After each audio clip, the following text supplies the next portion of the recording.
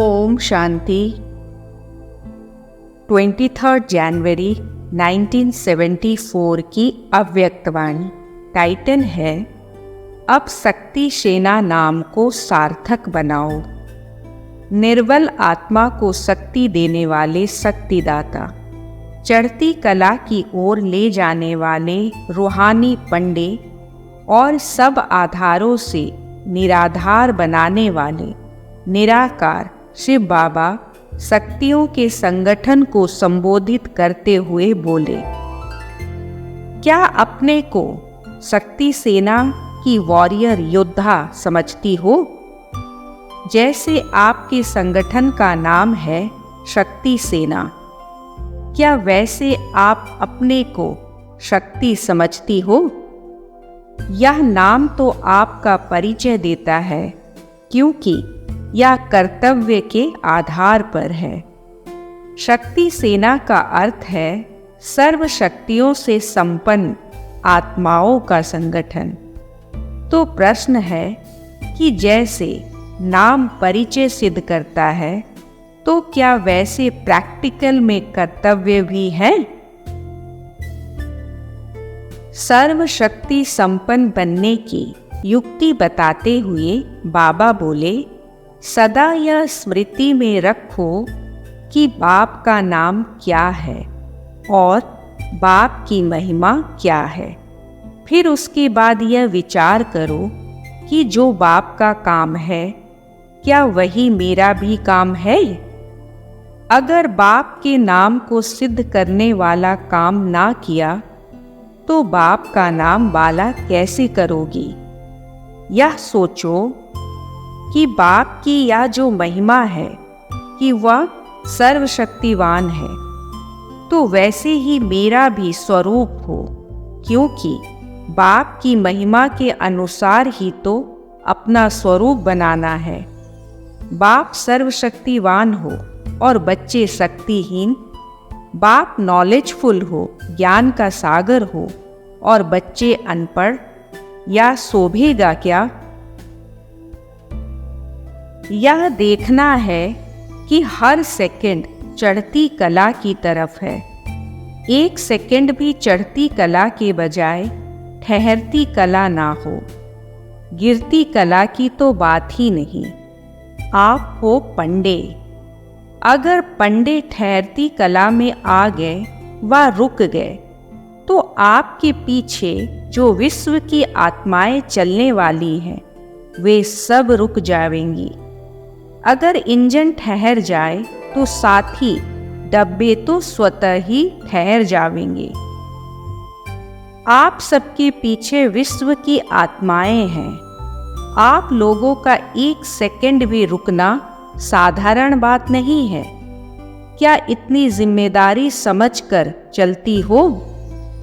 विशेष स्थान पर और विशेष स्थान के रूप में सबकी नजरों में होना, तो जब ड्रामा अनुसार विशेष स्थान पर विशेष पाठ बजाने का चांस मिला है,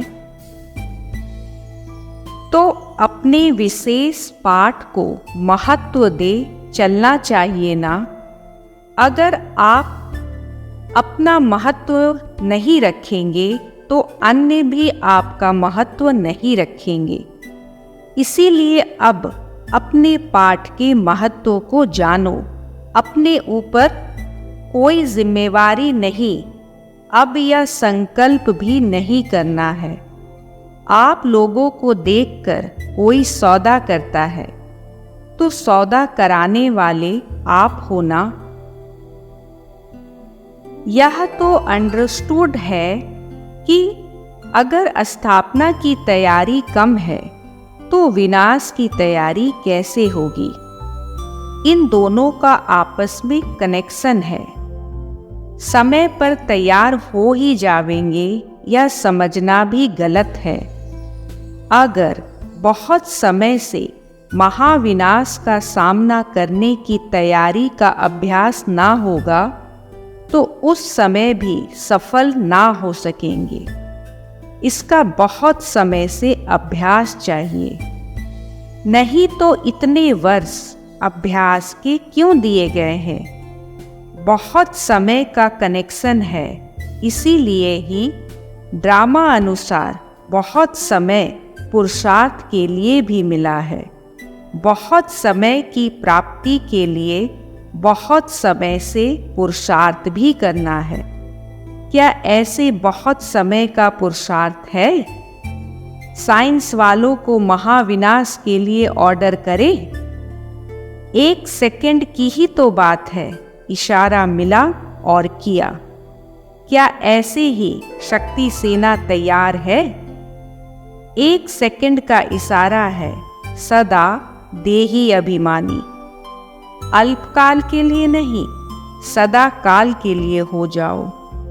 ऐसे इशारा मिले तो आप क्या देही अभिमानी हो जावेंगे या फिर उस समय साधन ढूंढेंगे, पॉइंट सोचेंगे या अपने को ठहराने की कोशिश करेंगे?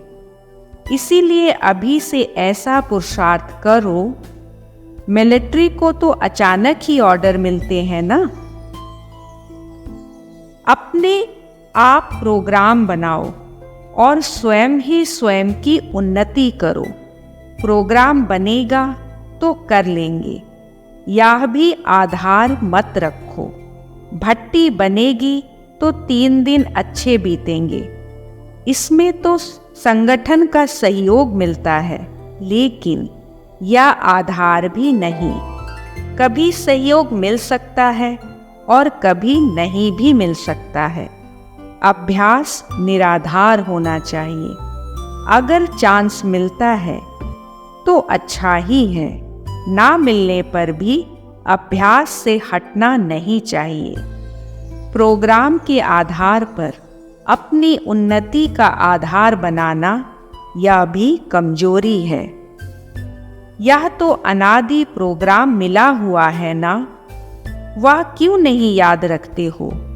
हर वक्त भट्टी में रहना है। यह तो अनादि प्रोग्राम मिला हुआ है ना। अच्छा, जैसे अपना नाम वैसे काम करने वाले, बाप का नाम बाला करने वाले, 1 सेकंड में ऑर्डर मिलने पर तैयार हो जाने वाले और निराधार होकर पुरुषार्थ करने वाले रूहानी सेनानियों को बाप दादा का याद प्यार और नमस्ते। ओम शांति।